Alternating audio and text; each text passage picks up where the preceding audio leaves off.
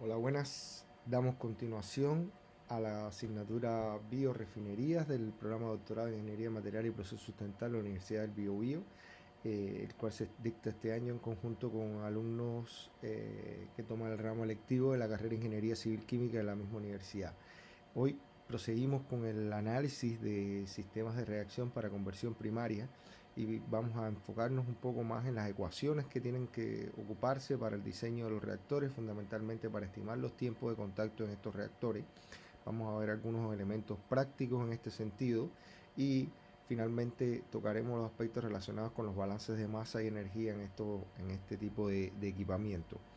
Como literatura adicional se recomienda que se remitirse al libro del autor Praveer Basu, un libro que fue editado en 2006 por CRC Publishing, en donde se aborda de manera bastante detallada el diseño de reactores de lecho fluidizado.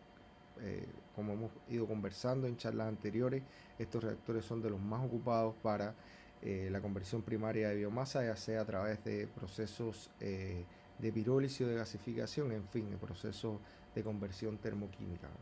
Por lo tanto, los contenidos que vamos a ver hoy es una introducción al diseño de reactores sólido-fluido, a las ecuaciones básicas, ecuaciones fundamentales que se ocupan para el diseño de estos reactores. Finalmente vamos a tocar los temas de balance de masa y energía y vamos a remitirlos a alguna literatura que consideramos que es útil para que puedan eh, profundizar en estos aspectos. El diseño de un reactor sólido fluido está determinado por tres ecuaciones fundamentales. Obviamente una ecuación que nos falta en el diseño de ningún tipo de reactor es la cinética de las reacciones. En este caso, la cinética para partículas aisladas. Tenemos que considerar que los reactores sólidos fluidos, cuando estamos hablando de biomasa en un medio gaseoso, el tamaño, la forma y la composición de estas partículas de biomasa incide en cómo se van a convertir, y es algo que venimos conversando desde charlas anteriores. Por ende, la distribución de tamaño de sólido es un elemento también importante a considerar cuando se diseñan estos reactores. Y por último, el tipo de contacto. Y cuando hablo de tipo de contacto, estoy mencionando lo que tiene que ver con los modelos que nosotros también consideramos que son, o sea, que hemos considerado en nuestro estudio de la ingeniería de las reacciones químicas, que son los modelos ideales. Estamos hablando de modelo de flujo en pistón, modelo de reactor de mezcla.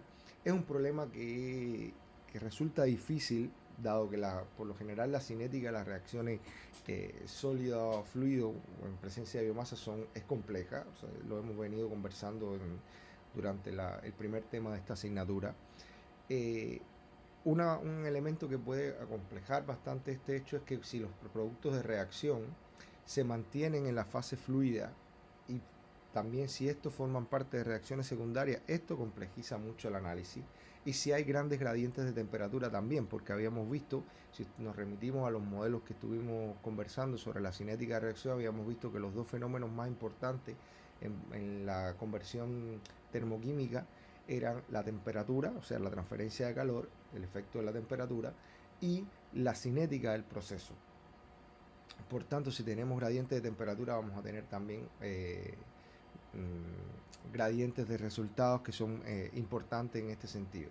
Por tanto, el diseño en este tipo de sistemas, dado que son muy complejos, no se basa en una teoría única. O sea, es muy difícil ir a la literatura y encontrar eh, eh, como digamos metodologías claras de diseño para este equipo, sino que para este tipo de equipo, sino que básicamente es una mezcla de la experiencia de la persona que está llevando a cabo el diseño con los elementos obviamente teóricos que fundamentan el diseño, ya sea de reactores de mezcla perfecta, reactores de flujo en pistón, la cinética de los procesos, la transferencia de calor, la transferencia de masa, todo eso mezclado, pero lleva mucho de eh, creatividad de la persona que esté llevando a cabo o el equipo que esté llevando a cabo eh, el diseño. Por esto dado que a escala industrial es muy difícil encontrarse análisis sencillos para este tipo de procesos y por ende eh, hay que recurrir, como lo había dicho anteriormente, a la experiencia acumulada. En este caso nosotros vamos a conversar sobre sistemas que son idealizados, son sistemas simples. Sin embargo, muchas veces se pueden ocupar este tipo de modelos para describir sistemas reales y por eso nosotros lo proponemos en este tema de la asignatura. Entre los modelos de contacto que uno se encuentra en los reactores de conversión de sólido fluido, podríamos decir que abarca desde los modelos de flujo-pistón, el modelo de mezcla perfecta, reactores que trabajan en forma semicontinua y reactores que trabajan de manera discontinua. Como ustedes pueden apreciar, en esta parte de acá aparecen algunos ejemplos de este tipo de sistema, y si ustedes se dan cuenta, muchos de ellos, sobre todo los reactores que podrían responder a un modelo de flujo en pistón, o los reactores que podrían responder a un modelo de mezcla perfecta, lo hemos ido discutiendo a lo largo de esta asignatura, y sobre ellos vamos a hacer un poco más de énfasis porque son los más comunes en aplicaciones reales. Las bases fundamentales de estos modelos las conocemos, pero simplemente recordando, quisiera mencionar que en el reactor de mezcla perfecta la ventaja que tiene es que la temperatura y la composición son homogéneas en todos los puntos al interior del reactor, mientras que en el reactor de flujo en pistón existe una variación de estas variables a lo largo del reactor, o sea, la dirección axial del mismo, y si el modelo desprecia la dispersión radial, entonces podríamos hacer un análisis axisimétrico del modelo. Ahora, recordando los aspectos que tocamos en la charla anterior, uno puede simplificar el análisis si considera que la composición del fluido es uniforme. Y si tomamos en consideración, por ejemplo, un proceso de gasificación, que el fluido oxidante es aire y nosotros consideramos que su composición es uniforme, podemos guiarnos por los modelos de contacto que aparecen en el capítulo 12 de Levenspiel, donde estos modelos están basados en dos tipos de partículas: aquellas partículas que van reduciendo su tamaño en la medida que se convierten, y aquellas partículas que su tamaño es constante, o sea, tiene una capa de ceniza estable, digamos que mecánicamente estable, a través de la cual tienen que difundir los reactivos, y esto añade una etapa de limitaciones de transporte adicional. Esto es un aspecto que está bien discutido en el libro de Octave Levenspiel, también está bastante discutido en el libro de Pravir Basu sobre reacciones de gasificación y combustión. Lo que permite esta expresión es calcular directamente el tiempo necesario para obtener una conversión en el reactor, y lo hace en función de la conversión media de las partículas, donde si estamos hablando de mezclas de partículas, vamos a ver que esto tiene una particularidad, y si estamos hablando de partículas independiente, consideramos que todas las partículas se comportan de la misma forma, también tiene otra forma de hacer el análisis. Lo que es importante acá es que se habla de tres etapas de control: la difusión en la película, la difusión en la capa de ceniza. Vean ustedes acá que no es aplicable cuando las partículas son de tamaño decreciente, obviamente la capa de ceniza desaparece. Y por último, cuando está controlada por la cinética. ¿Qué significa esto? Que todos los procesos de transporte se transcurren de manera rápida en referencia a la velocidad de reacción química, que es la que en última instancia controlaría el proceso en este caso. Entonces vamos a ir viendo cada uno de los casos. Veamos el modelo para partículas de un solo tamaño, considerando que hay un flujo en pistón de los sólidos y que la composición del gas es uniforme durante la reacción. Esas son las ecuaciones a las cuales es aplicable estos modelos. Sin embargo, cuando tenemos mezclas de partículas de tamaños diferentes, pero estos tamaños no cambian, o sea, son constantes, digamos que tienen la capa de ceniza, hay que tomar en consideración la distribución de tamaño de partículas. Esto es algo que ustedes lo tienen que haber hecho en algunos de sus laboratorios, en la asignatura laboratorio de procesos, y en función de esa distribución de tamaño de partículas se obtiene el flujo que está siendo procesado en el reactor.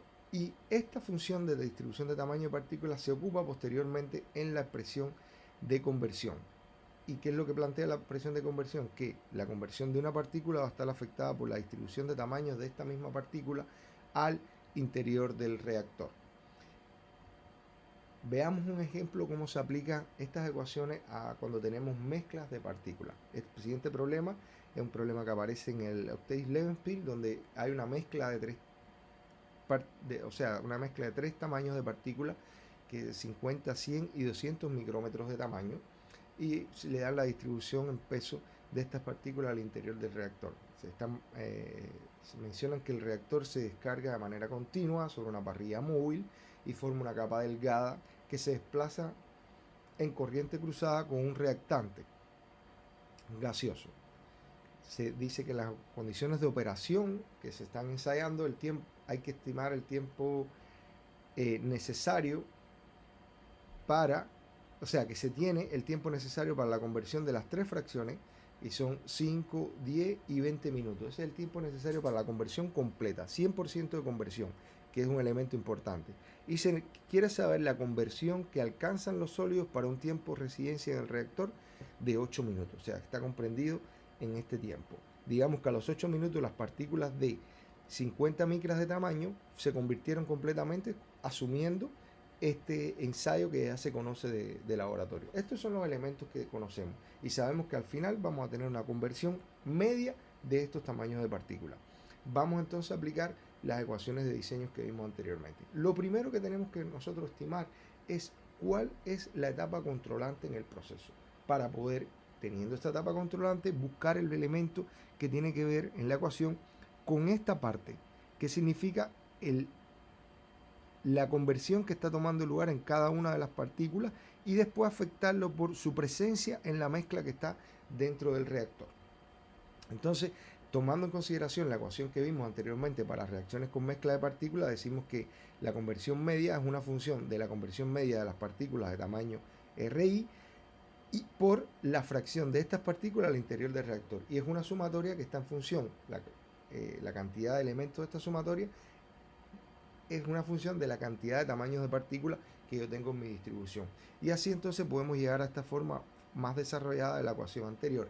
Ahora, ¿qué tenemos de datos? Sabemos que la fracción de cada una de estas partículas está acá 30, 40 y 30% para cada tamaño de partícula, y sabemos que el tiempo para la conversión completa de esta partícula, medido experimentalmente, fue de 5, 10 y 20 minutos respectivamente.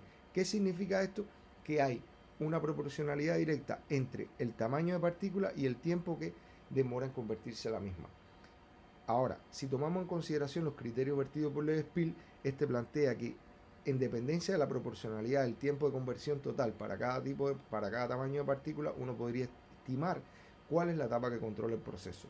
Viendo esto, acá tenemos una proporcionalidad lineal entre los tamaños, vean, 55, 100 es 10, 200 es 20, tenemos una proporcionalidad lineal, lo cual significa que la etapa controlante es la reacción química.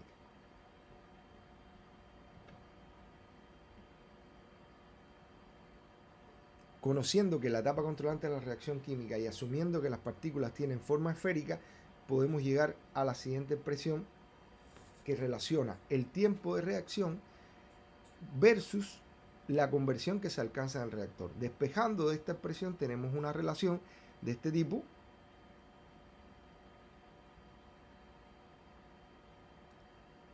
¿cierto?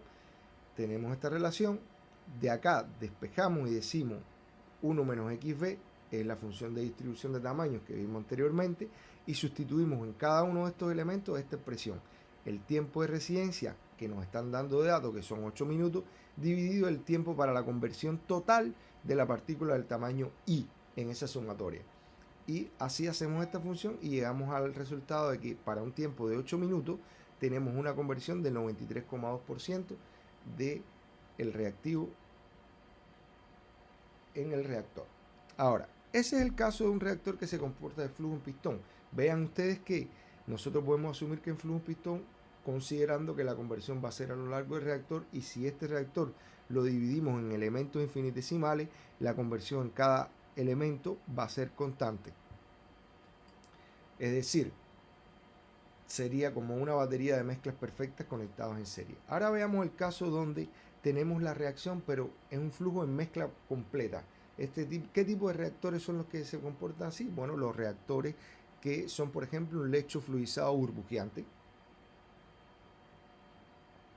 Ahora, acá tenemos que volver en el tiempo un poco y recordar lo que sucedía cuando nosotros analizábamos reactores reales de mezcla perfecta, e incluso reactores de flujo en pistón, que teníamos que afectar las ecuaciones de conversión por una distribución de edades al interior del reactor, es decir, qué tiempo permanece cada partícula en el interior del reactor según sea este modelo. Y de hecho, en función de esa distribución de edades, nosotros podíamos hacer extrapolaciones si el reactor se comportaba de manera ideal, se comportaba, tenía defectos de flujo y demás. No sé si recuerdan ese elemento. Y la distribución de edades estaba dada por una función de este tipo donde se relacionaba con el tiempo que estaban las partículas en el reactor y el tiempo medio para la conversión completa de estas partículas. Entonces, la función de conversión es similar a la anterior, pero en este caso estamos asumiendo las partículas de un solo tamaño. Tenemos que las vamos a afectar por la distribución de edades de los sólidos al interior del reactor. Entonces, tomando en consideración esto, volvemos a la misma analogía. ¿Cuál es la etapa que controla el proceso? Si el proceso lo controla la película gaseosa, tenemos esta expresión donde sustituimos la función de conversión que aparecía en la tabla que les mostré anteriormente. Si quien lo controla es la reacción química, lo sustituimos por esta expresión, y si lo controla la difusión en la capa de cenizas, nos queda esta expresión. Tomando en consideración estas integrales y resolviéndola, haciendo una serie, resolviéndola por una serie numérica, llegamos a la siguiente expresión, que 1 menos la conversión media de las partículas de un solo tamaño al interior del reactor va a ser igual a ¿quién? A la serie que toma como elemento fundamental o variable en esta serie el tiempo de residencia en el reactor dividido el tiempo medio que están estas partículas. Entonces vamos a ver un ejemplo de cuando aplicamos nosotros estas ecuaciones. Por ejemplo, acá dice que la gasificación total de un biochar con alto contenido de ceniza presenta una relación tiempo de conversión versus radio de la partícula de la siguiente forma. El tiempo de conversión medio es una función, o sea, el tiempo de conversión total es una función del radio elevado a la 1,5. Durante la reacción, las partículas permanecen como sólidos consistentes, o sea, partículas de tamaño constante, y se ha de proyectar un reactor de lecho fluidizado para convertir el biochar. La alimentación es de tamaño uniforme, el tiempo de residencia en el reactor es de 20 minutos y el tiempo medio de 60 minutos. O sea, el tiempo de reacción en el reactor es de 20 minutos y el tiempo medio de residencia de 60 minutos. ¿Qué fracción de carbón queda sin convertir? Como durante la reacción se transforma un producto, que es un material consistente, podemos rechazar la difusión a través de la película como resistencia controlante. Si la resistencia controlante es la reacción química, deberíamos tener una proporcionalidad como la que vimos en el ejemplo anterior, y no es el caso. Y si la resistencia controlante es la difusión a través de la capa de ceniza, tendríamos esta resistencia, esta proporcionalidad, que en este caso tampoco es. El coeficiente, digamos, al que está elevado el radio y que se obtuvo de manera experimental, está entre la reacción química y la capa de ceniza. Por tanto, ambos mecanismos podrían estar ofreciendo resistencia a la conversión. Si tomamos entonces en cuenta los dos, digamos que la reacción química es la etapa limitante, tenemos una expresión de este tipo, y si dividimos el tiempo de residencia media de la partícula entre el tiempo de residencia medio total, nos queda que es un tercio. Sustituyendo, tenemos que la conversión sería del, o sea, 1 menos la conversión sería de este valor, 7,8%, esto se lo quitamos a 100 y nos vamos a tener la conversión que es 92,2%. Ahora, si tenemos la difusión a través de la ceniza, sustituimos en la presión de difusión de la ceniza, que fue la que vimos anteriormente también, y el resultado que obtenemos es una conversión mayor. Por consiguiente, la fracción de carbón que queda sin reaccionar está comprendida entre estos dos valores. Y el valor promedio estamos hablando de un 7%. Ven que es simple es aplicar estos modelos. Ahora, esto es simplemente estamos obteniendo una conversión, estamos obteniendo el tiempo que se requiere para obtener una determinada conversión, pero recuerden que esto después lo tenemos que extrapolar al diseño de reactores. O sea, tenemos que tratar de convertir estos parámetros en unidades de volumen, de velocidades de fluidización, de tiempos, digamos, tiempos de calentamiento de estos reactores hasta llegar al estado estacionario. Y eso, como les recomendaba al inicio, es algo que se hace con la experiencia, con la práctica Y también en el caso de las dimensiones de los reactores hay una guía muy clara en el libro de Bradir Basu que se los recomiendo. Ahora, tenemos otro caso, que es cuando tenemos una mezcla completa, pero las partículas tienen diferentes tamaños. O sea, el gas es uniforme, pero las partículas tienen una distribución de tamaño. En este caso, este caso se apega bastante más a lo que ocurre realmente. Cuando uno transforma una biomasa por este tipo de proceso y lo hace en condiciones reales, lo que tiene es una mezcla de partículas de diferentes tamaños, no tiene un solo tamaño de partículas, es muy difícil obtenerlo en condiciones reales. Y por tanto, si uno considera, por ejemplo, este reactor que está en la figura, y dice que la salida de este reactor tiene una distribución de tamaño semejante a la de la alimentación y a la que hay en el lecho, uno podría llegar a la siguiente conclusión, que la fracción de partículas que entran en la alimentación, con el flujo de alimentación, va a ser igual, se va a mantener igual al interior del lecho como la fracción en peso de estas partículas de este tamaño que están dentro de un lecho de un peso total W. Y por tanto uno podría decir que el peso de todos los sólidos al interior del reactor dividido el caudal de alimentación de todos los sólidos en el reactor nos va a dar una medida del tiempo de residencia medio de estos sólidos en el reactor, ¿cierto? Entonces, si seguimos y hacemos uso de la expresión que vimos anteriormente, lo único que nos cambia dentro de esa expresión es la función de conversión, que en este caso, en lugar de ser para una partícula de tamaño constante, se convierte en una mezcla de partículas de diferentes tamaños. Hacemos la...